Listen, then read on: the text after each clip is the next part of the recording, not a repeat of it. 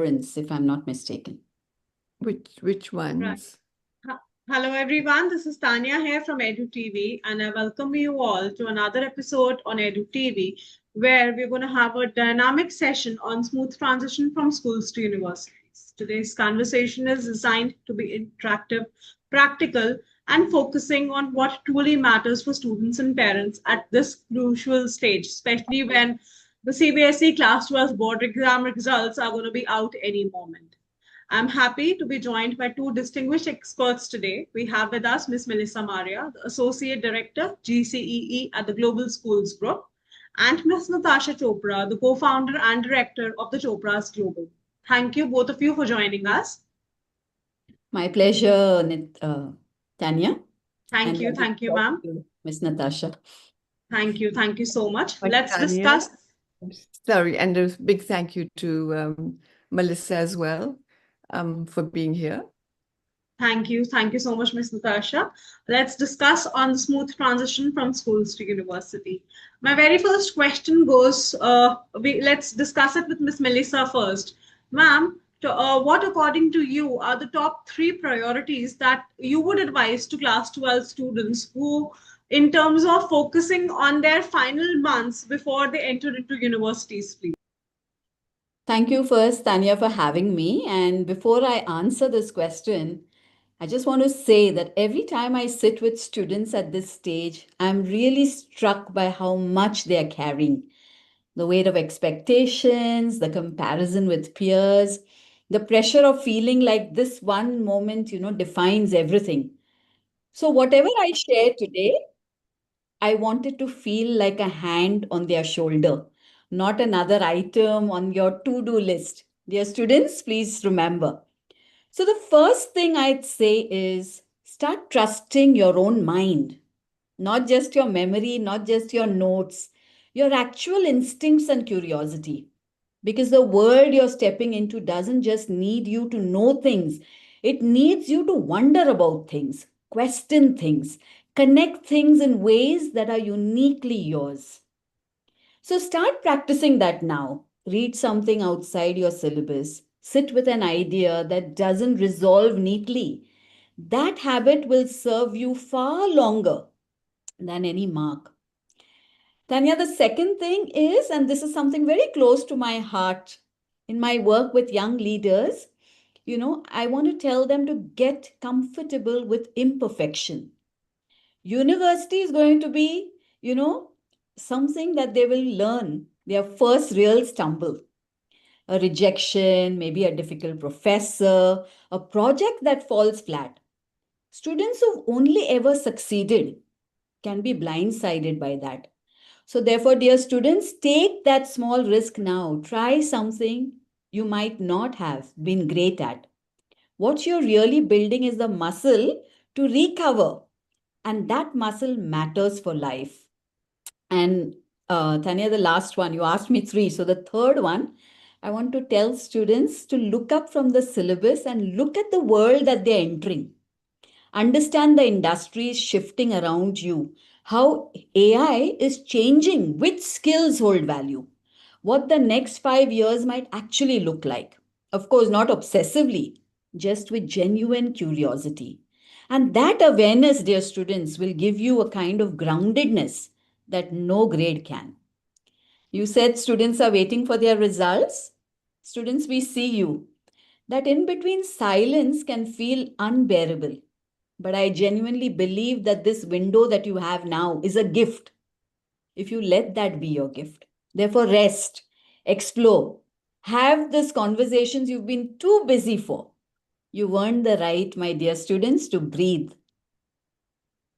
Thank you so much, Miss Melissa. Miss Natasha, what do you see? Do you see these priorities aligning with what the universities globally are expecting today? Um, I mean, whatever Melissa said is very, very well said. So in terms of the question, when we look back, because we see so many students all the time, I'm going to look, just change the question in terms of the framework, where what are the areas where the students actually struggle with at times, and the parents then struggle with.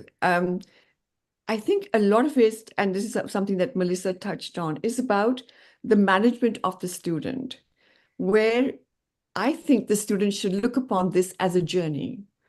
And that journey has ups, it has downs, it has difficult times, it has wonderful times. And each one is a learning framework, whatever it is, the good and the bad.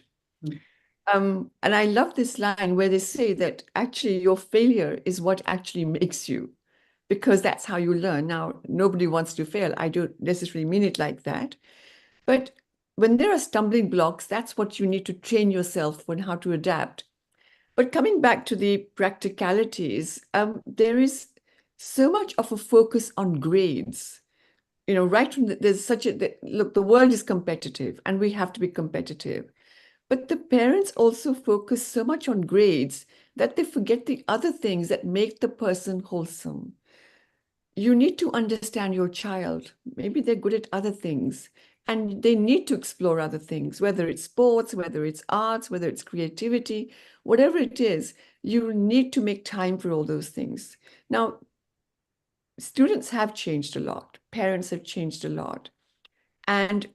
But that focus on that helicopter management is still so much there.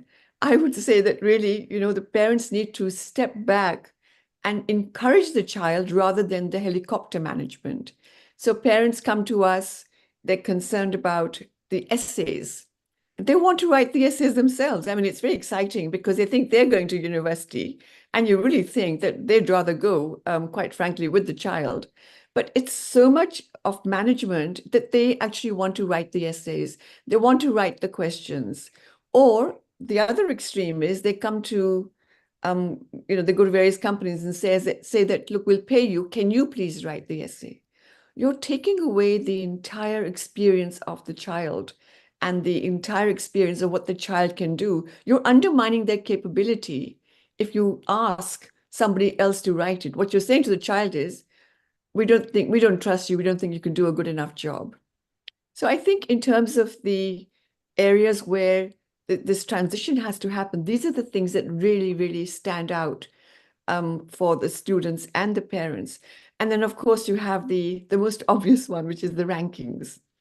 People are so focused on rankings, they would rather send the child to a place which is highly ranked rather than a university which may have the right course and the right skill level that the student is looking for.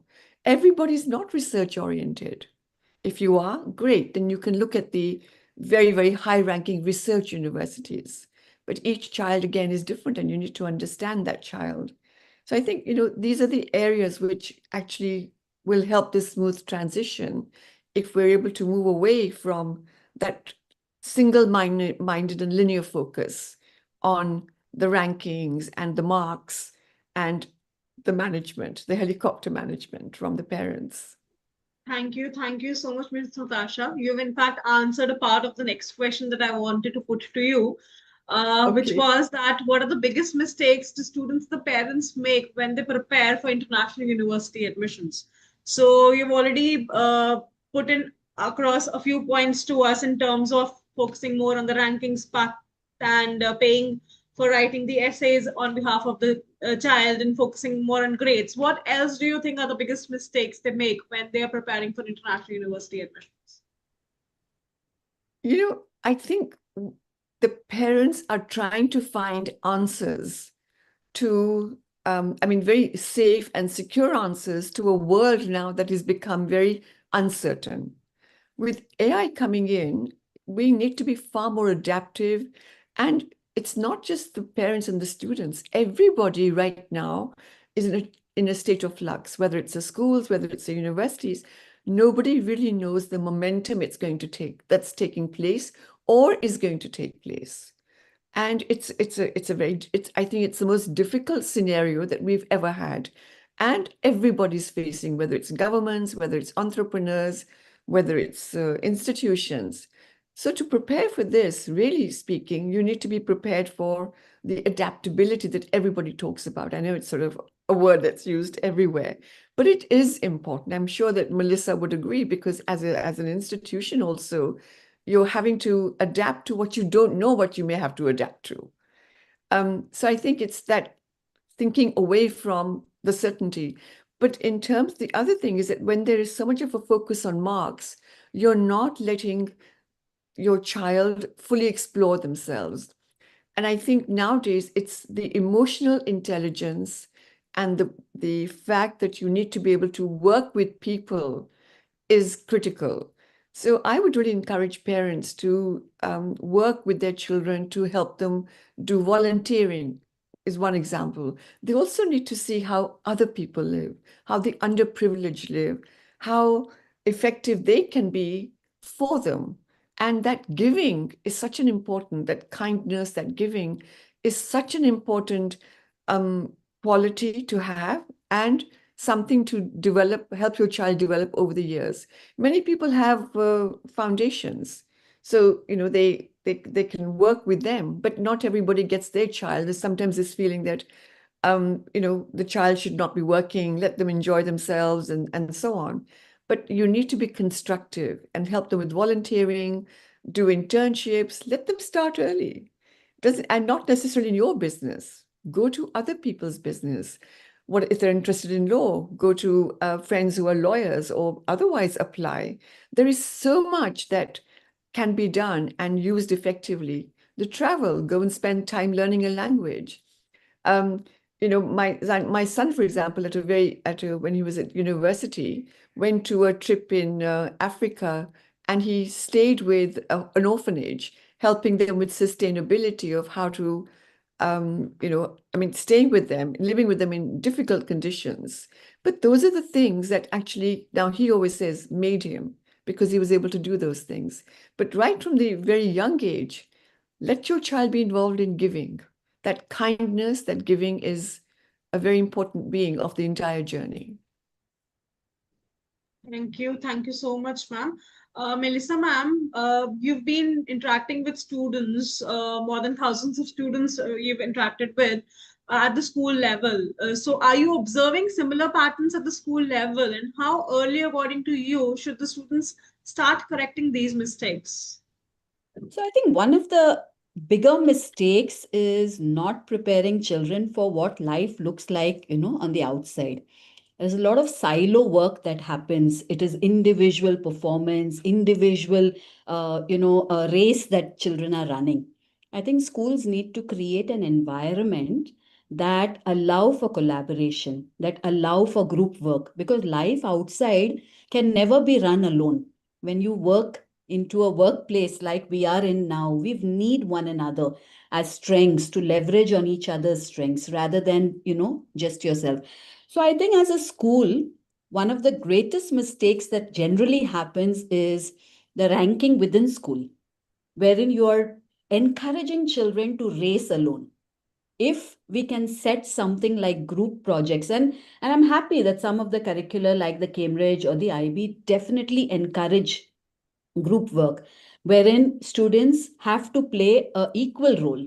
So I think this one mistake, if it can be looked at.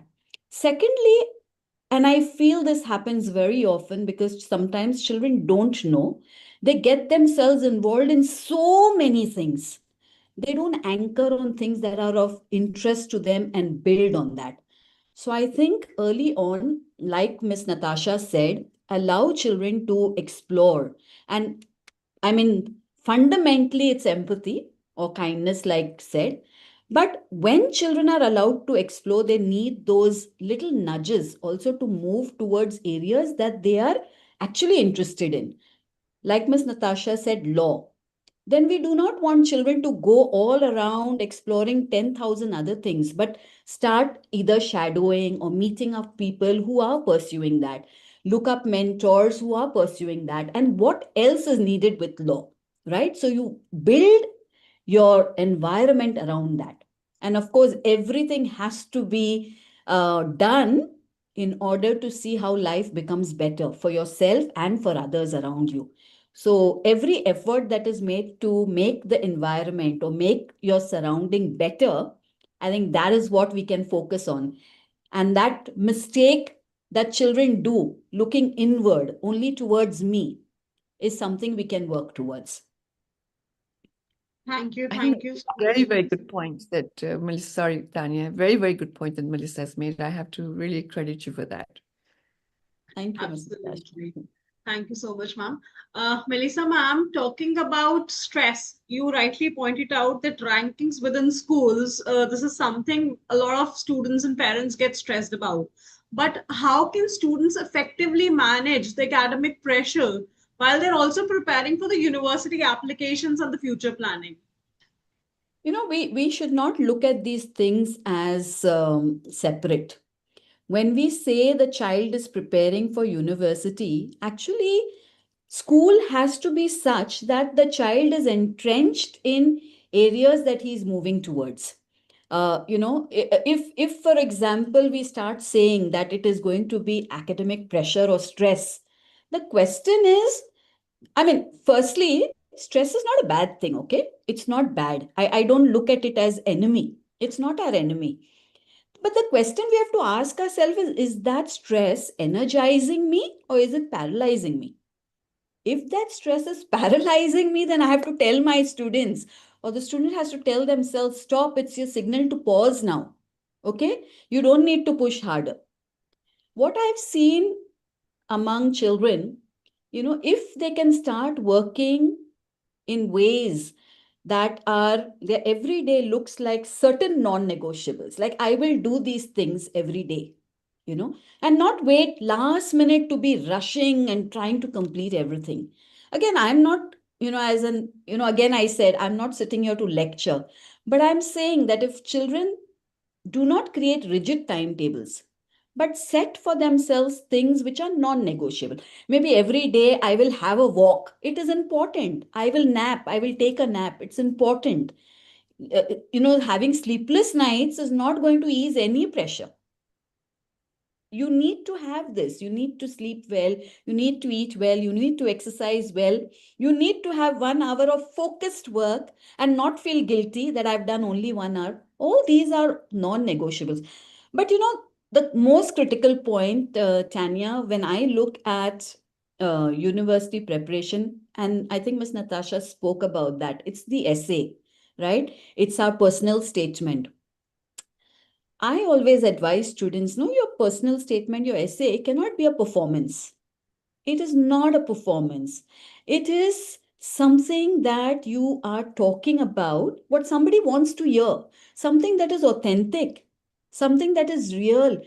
Write in that something that you tried which didn't work. It doesn't have to be perfect. The reader, and like Miss Natasha said, thousands and thousands of essays admission officers are reading. Can you imagine them reading a perfect scenario? It's not real. So I always tell students, tell your story authentically. What you struggled with, what are the questions that are bothering you that you've not got an answer to yet? Look at some of these things.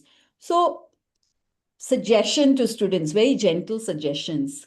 Indulge in a timetable you've set for yourself, not a rigid one. Create one which has everything in it. And of course, your essay, that make it interesting for the reader, not something that is scripted and looks like a perfect performance.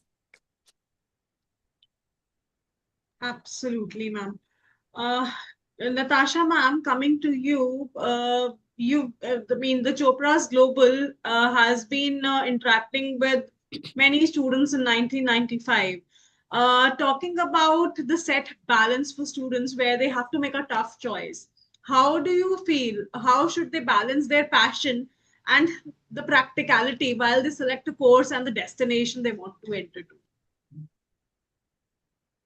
A lot of research and good advice. It's about understanding oneself and what you really want to do. All this is actually linked again to the topics we've just touched on, that Melissa's just touched on regarding the pressure and stress and so on. And really speaking, as I said earlier on, it's just a journey, and you are choosing different paths. But what the key thing here is that I think there is sometimes perhaps too much of a focus on the evaluation of the degree rather than the holistic ecosystem where you are developing other things. So you sometimes you may have a passion for something, but it doesn't necessarily mean that the passion is something that is going to be so long term that you're going to have a career in it. I may have a passion for football, but do I really want to make a career out of it? Um, that's something that needs to be worked out, and perhaps with the right talking to people, guidance from counselors, from the school, from independent companies. You need to do a lot more research in that area.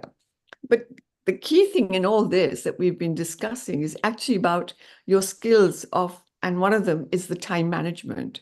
It is such an essential skill.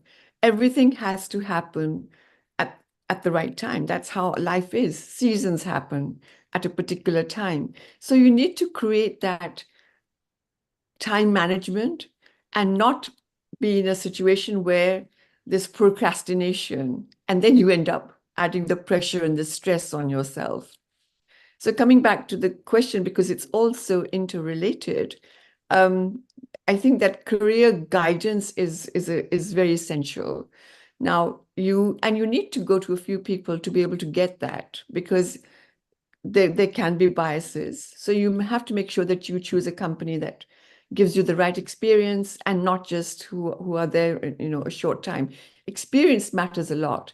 AI is there to give you a lot of information, but what AI cannot give you is the live experiences of what does happen or what has happened, or the experience of various, cases that one can study and talk about. So I hope that answers the question you were asking. It does, ma'am. Absolutely, it does.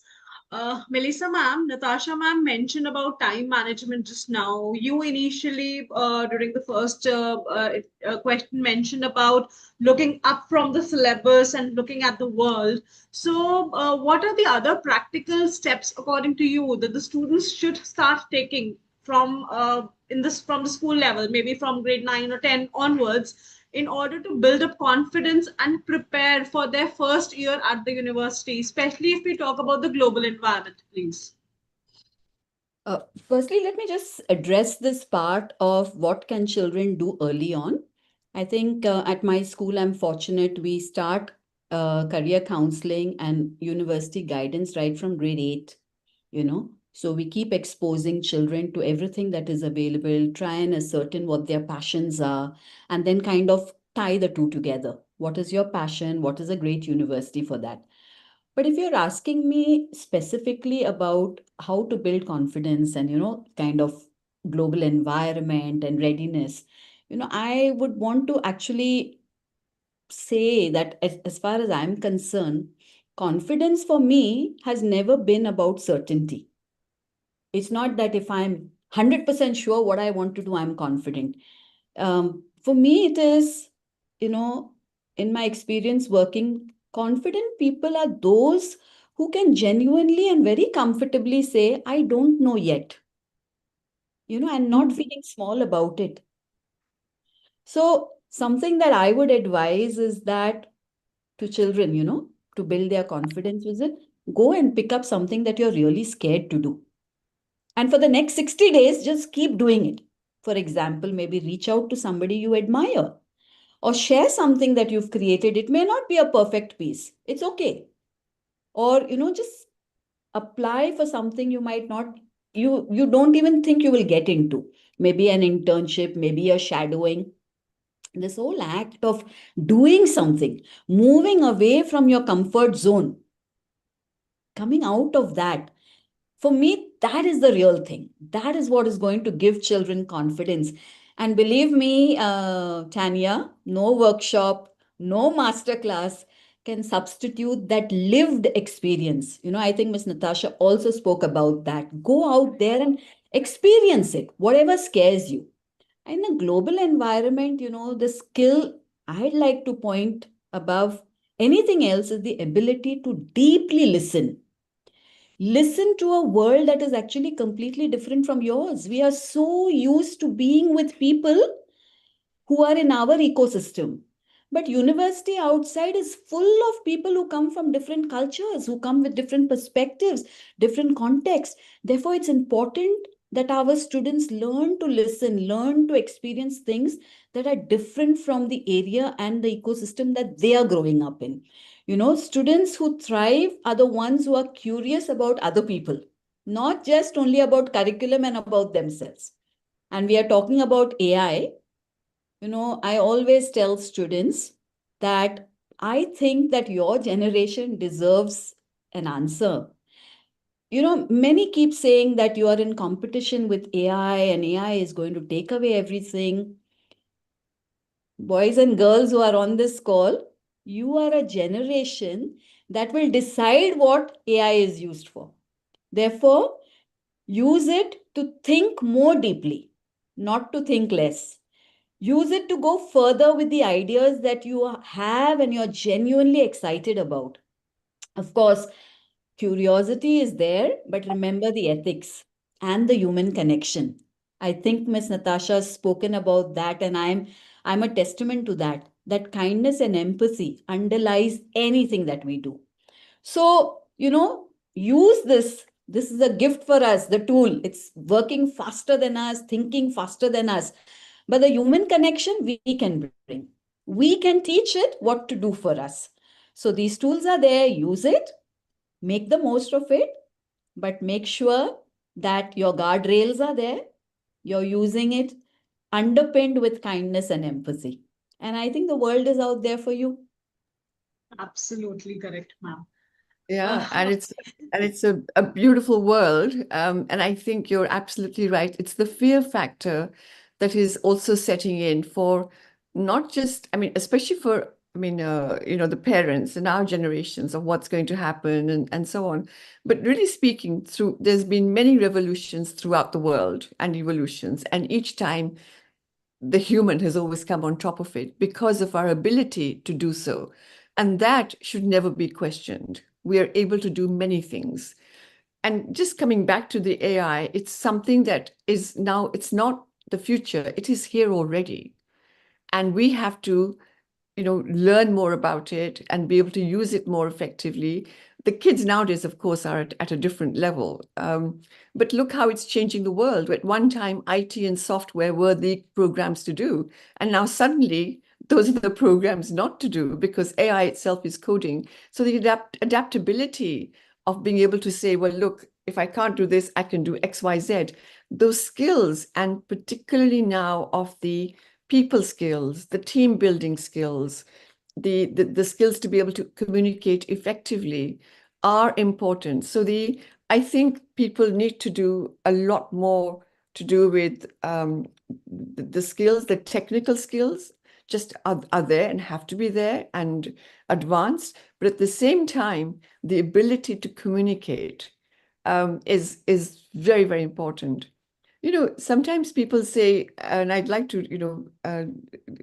just show you an example. There was, this is something that really I think just stands out. They used to say, what's the point of doing humanities?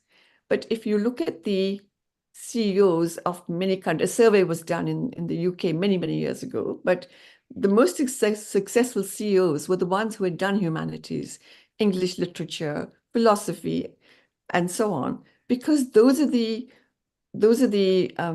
subjects that actually help you read, it helps you write, it breaks down arguments, and you can, juxtapose them in any position at all.